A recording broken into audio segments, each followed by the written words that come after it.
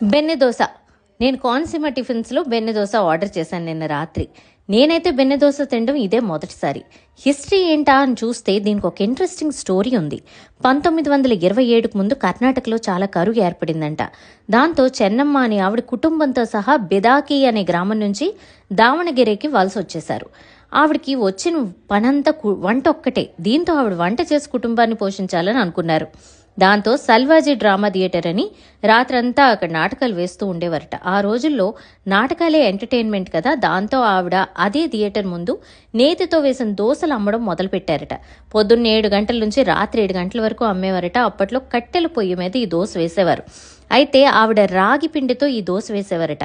10 ఏళ్ల పాటు అలా నడిపాక ఆ టిఫిన్ సెంటర్ని ఆవిడ తన కొడుకులకి ఇచ్చేశారు. వాళ్ళు నార్మల్ దోశ పిండితో బెన్నె దోశ వేయడం మొదలుపెట్టారు. దీన్ని ట్రాన్స్లేట్ చేస్తే బటర్ దోశ అండి.